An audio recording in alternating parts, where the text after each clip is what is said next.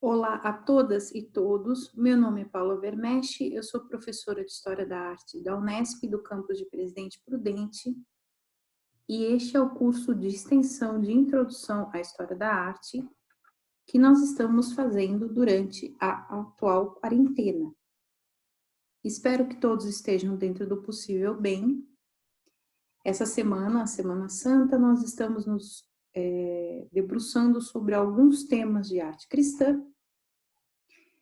E o tema da aula de hoje é uma tela que está na coleção de pinturas do Vaticano, na Pinacoteca Vaticana, de autoria de Michelangelo Merisi.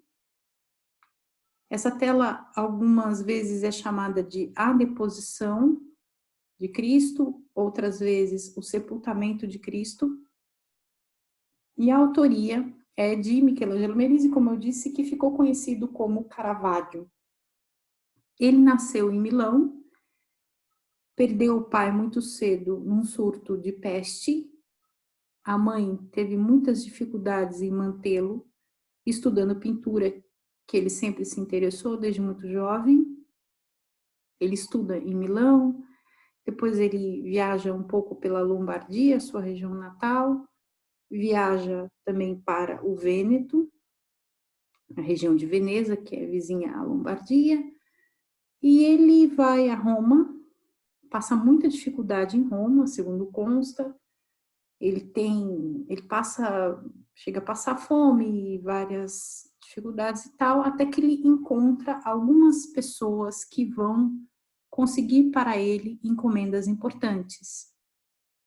Essa Roma que Caravaggio conhece é uma Roma muito efervescente do ponto de vista artístico. Em 1517, o monge agostiniano Martinho Lutero começou um movimento de contestação que culminou no chamado Grande Cisma do Ocidente, ou seja, as igrejas cristãs surgiram no Ocidente, na Europa Ocidental, várias denominações e várias leituras possíveis teológicas, e a Igreja Católica de Roma começa a responder esse movimento num processo que nós chamamos de contra-reforma. A contra-reforma vai ter o seu ápice no chamado concílio, ou seja, na reunião dos bispos e arcebispos, concílio de Trento. Esse concílio, ele aconteceu em várias cidades da Itália, entre 1545, ele termina em 1563, e essa reunião, ela vai determinar os rumos políticos da igreja nesse processo do cisma do Ocidente.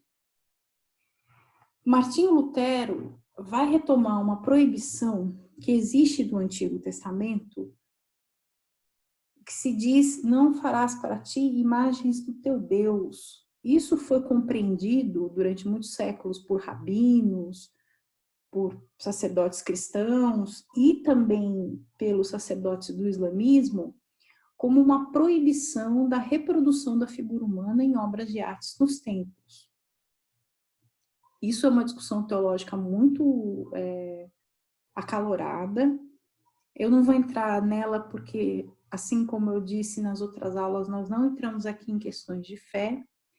O que nós precisamos saber é que o Concílio de Trento, em 1563, você pode consultar na internet as atas do Concílio de Trento, elas estão disponíveis em várias línguas. Vocês vão descobrir que nessa última sessão a Igreja Católica, então, reafirma o uso da imagem como importante na divulgação dos conteúdos da fé. Essa reafirmação do uso da imagem será importante para várias ordens que estão surgindo em Roma naquele momento. As ordens da igreja muitas vezes são partidos políticos, ou seja, elas têm projetos teológicos importantes que sustentam práticas políticas. Uma dessas ordens que surge no contexto da Contra-Reforma é a Ordem dos Jesuítas, que foi fundada por São Inácio de Loyola. A igreja sede da Ordem dos Jesuítas, a Igreja de Jesus, será modelo para várias igrejas em Portugal e na Espanha, mas também aqui no Brasil. Lembrando vocês, a Catedral de Salvador, na Bahia, é uma dessas igrejas cujo modelo é o modelo jesuítico da Igreja do Jesus de Roma.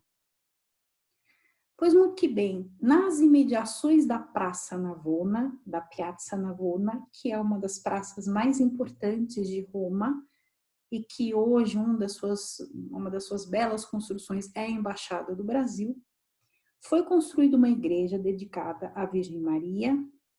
Essa igreja ficou conhecida como Igreja de Santa Maria della Vallicella, Igreja de Santa Maria do Valezinho. A Igreja Nova, até hoje é chamada em Roma de Chiesa Nova, que foi dedicada à Ordem dos Oratorianos, que foi fundada por São Filipe Neri. A Ordem dos Oratorianos vai ser muito importante nos séculos seguintes. Em alguns momentos, politicamente e teologicamente, irão se opor a alguns pontos da Ordem dos Jesuítas, enfim.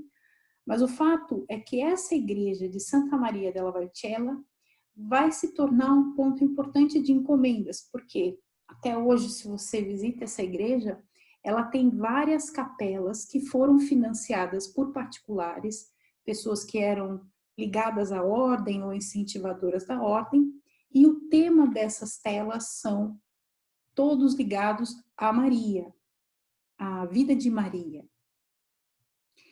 E isso é muito importante porque, então, para os oratorianos, na sua sede em Roma, a devoção à Virgem é fundamental. Pietro Vitricci, que era uma dessas pessoas ligadas à ordem dos oratorianos, deixa dinheiro, então, em seu testamento, para a capela da Pietà, da piedade, do tema de Maria recebendo o corpo do seu filho morto. Essa capela tinha ela era um lugar importante dentro do templo, porque a missa poderia ser realizada ali. E Caravaggio, então, consegue a encomenda da pala de altar, ou seja, da pintura que ficaria atrás da mesa do altar. A mesa do altar é a mesa onde o padre oficia a missa. Atrás dessa mesa, nós temos muitas vezes uma estrutura que é o retábulo. O retábulo pode ser de madeira, pode ser de mármore, enfim, e ele tem imagens ou esculturas ou pinturas, no caso aqui uma pintura. Então, essa pala de altar, ela tinha por tema, por iconografia, a Pietà. Então, primeiro ponto, Caravaggio recebe essa encomenda e ele tem necessariamente diante de si a Pietà Vaticana, de Michelangelo Buonarroti. Michelangelo Merisi tem esse nome porque ele nasceu em 29 de setembro, que é o dia de São Miguel Arcanjo. Então, eu vou chamar de Caravaggio e de Buonarroti. Buonarroti, o escultor. A aula dele da Pietà Vaticana já está aqui no nosso canal. Merisi, Caravaggio, o pintor. Para a gente não confundir os Michelangelos, os nossos arcanjos aqui da pintura e da escultura. O que acontece então? A Pietà Vaticana já era muito reconhecida e célebre, já estava lá na Basílica de São Pedro, era uma obra incontornável para os artistas em Roma, para os peregrinos e tudo mais.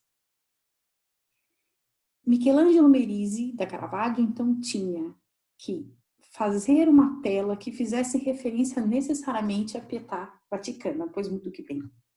Se vocês, então, forem forem relembrar o que eu falei sobre a Pietà Vaticana, Eu disse que Michelangelo Buonarroti se debruçou, pensou sobre a relação de Maria com o crucificado, da mãe com o filho morto, que havia sido proposta pelos pintores flamengos no século anterior, no século XV, no caso, né?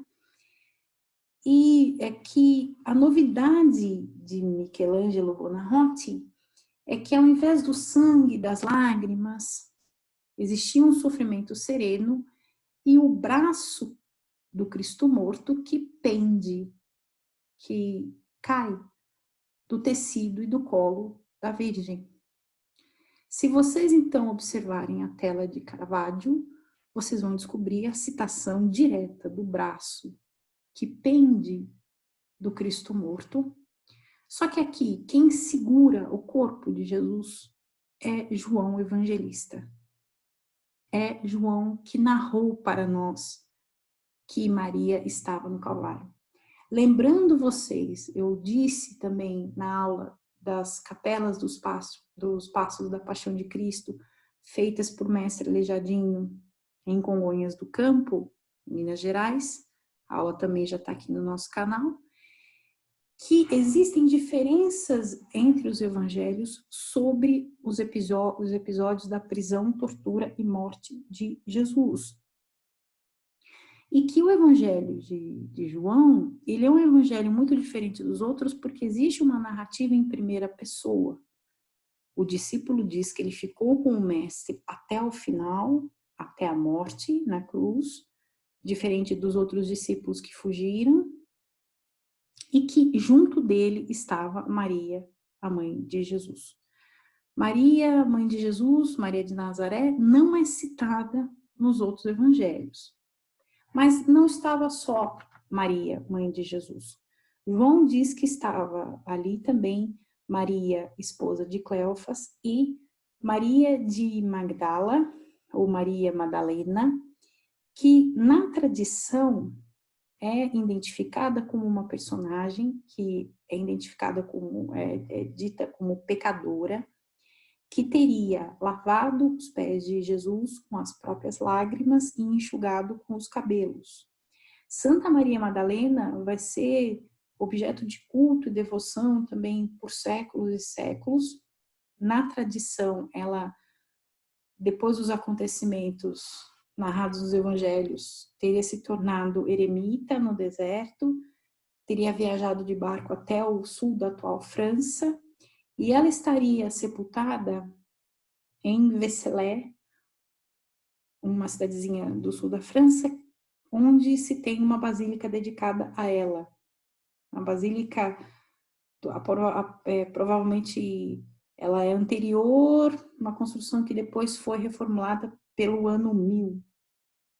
Mas, enfim, os personagens aqui, então, são a Virgem Maria, Maria, mãe de Jesus, Maria de Magdala, Madalena, Maria de Cleofas, João, o discípulo mais jovem que narra para nós essa história, e o cotovelo desse personagem fura, inclusive a tela, né, quase fura. Esse personagem seria Nicodemos, um fariseu, ou seja, um sacerdote que era favorável à causa de Jesus, e junto com José de Arimateia, que era um homem rico de Jerusalém, eles teriam sepultado Jesus num sepulcro novo na pedra. Então, uma pessoa que se apiedou da situação e que teve uma participação importante, segundo João.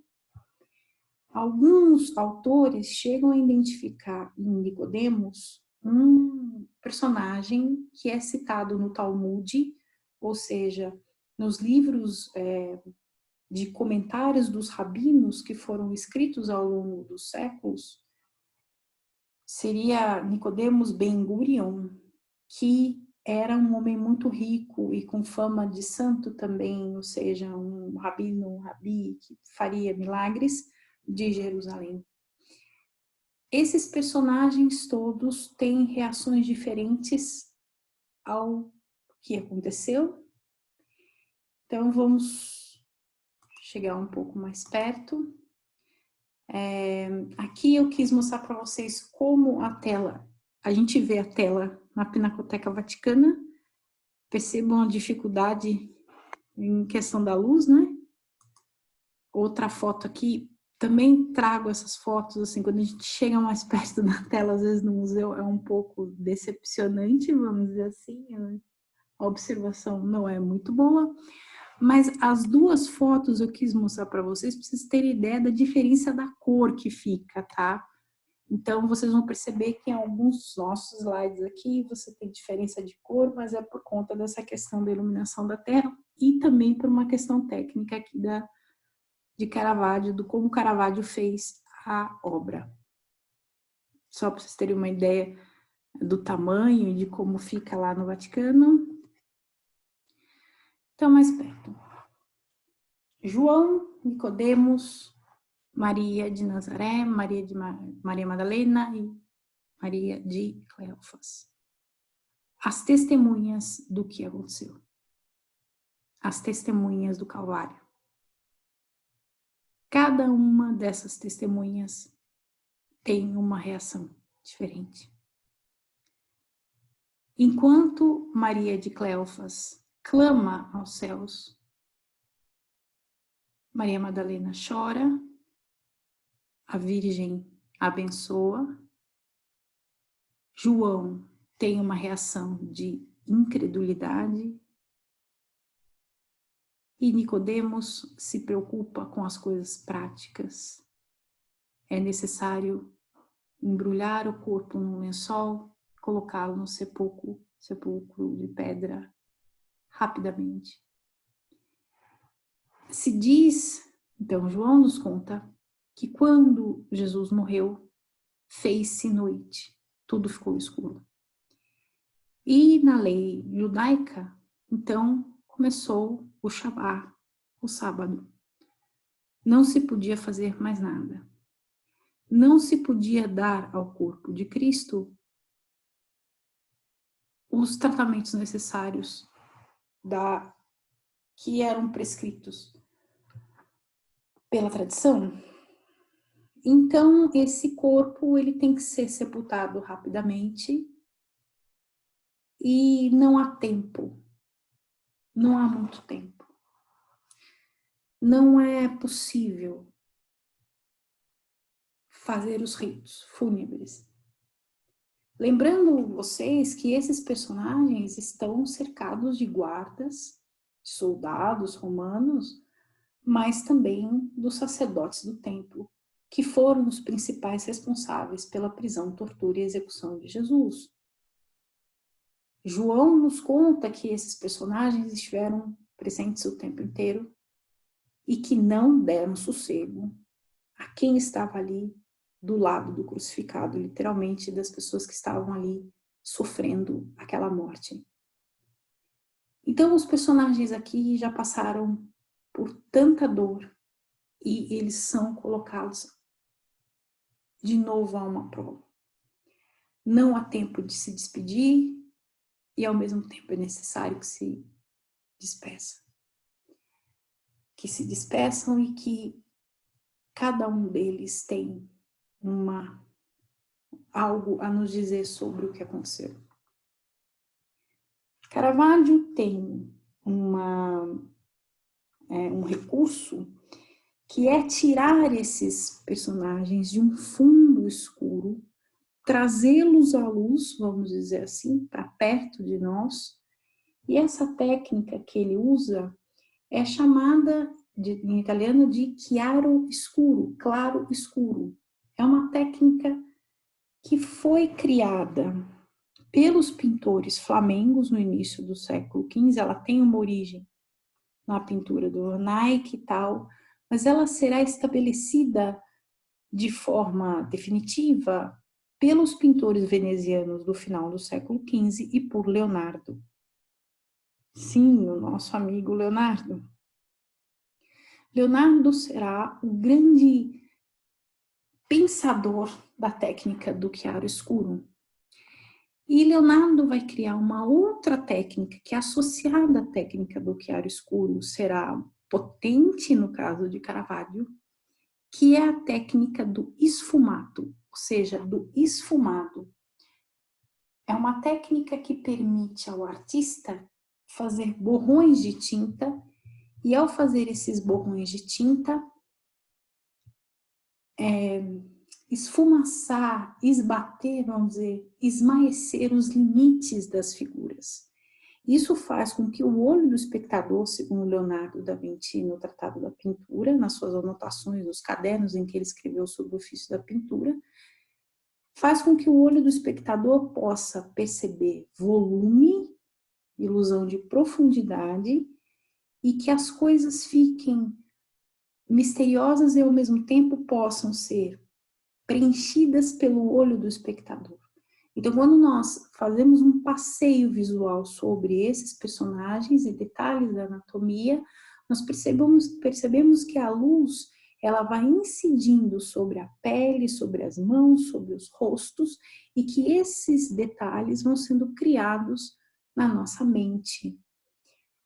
Nós vamos preenchendo o escuro com os personagens, e os personagens nos vão aparecendo do escuro. Percebam que maravilha que é esse cotovelo do Nicodemos, quase caindo para fora da tela, o rosto de São João, a gente só vê a testa contraída, a boca meio entreaberta, e cada um desses detalhes faz com que a gente preencha e consiga perceber na penumbra esses personagens. Esse fundo escuro nos permite prestar atenção no que é essencial. Nós não nos perdemos em detalhes da paisagem, arvorezinha, caminhozinho, cachorrinho, tudo isso que é acessório. Caravaggio descarta, ele trata de nos aproximar ao máximo do drama que João nos narra no seu evangelho. Não há tempo aqui para perder com coisas supérfluas. E o interessante é que Caravaggio, nas suas telas, vai utilizar como modelos pessoas que ele encontra nas ruas de Roma. Nicodemos não é um homem rico, é alguém que a gente pode encontrar nas ruas de Roma, bem como Maria de Cleofas, como a Virgem, como Maria Madalena. São pessoas como nós, que encenam o grande drama da história sagrada. Aqui o personagem mais importante e que não está, que é Jesus, com o braço pendente. Eu não preciso dizer para vocês na maravilha que é essa anatomia de Caravaggio. O escorço, que é o desenho de anatomia em perspectiva, ou seja, com ilusão de profundidade aqui, é feito de uma maneira grandiosa e citando o outro grande mestre que um século anterior criou o motivo. Isso é uma coisa muito importante da gente entender em história da arte. Os grandes artistas conversam entre si. Mesmo que estejam longe uns dos outros, fisicamente e temporalmente, no caso aqui na mesma cidade de Roma, mas um século depois, uma Roma muito diferente, mas o grande artista sempre olha para outro grande artista. Os grandes artistas conversam entre si. E muitos outros grandes artistas irão à igreja de Santa Maria della Vallicella só para encontrar com Caravaggio. É o caso do pintor Rubens, que é da cidade de Antuérpia. Ele descende da grande tradição dos pintores flamengos e ele será um dos muitos artistas que irá copiar a deposição de Caravaggio. É muito importante que vocês não percam isso de vista. Os grandes artistas conversam entre si. Aqui eu coloquei um detalhe do rosto de João. Eu acredito que esse detalhe do rosto traduz bem o que nós sentimos diante de algo doloroso. Assim como Michelangelo Buonarroti pensou no sofrimento da Virgem, Caravaggio pensou no sofrimento de João, diante da morte do mestre que ele tanto amou. E aqui as duas Marias, Madalena e de Nazaré, e há uma divergência entre Michelangelo Buonarroti e Michelangelo Merisi. A Virgem de Caravaggio é uma mulher mais velha, ela envelheceu. Então, ao invés daquele rosto muito jovem da Pietà Vaticana, nós temos aqui uma Maria que envelheceu. A interpretação de Caravaggio em relação à vida da Virgem é diferente da de Michelangelo Buonarroti.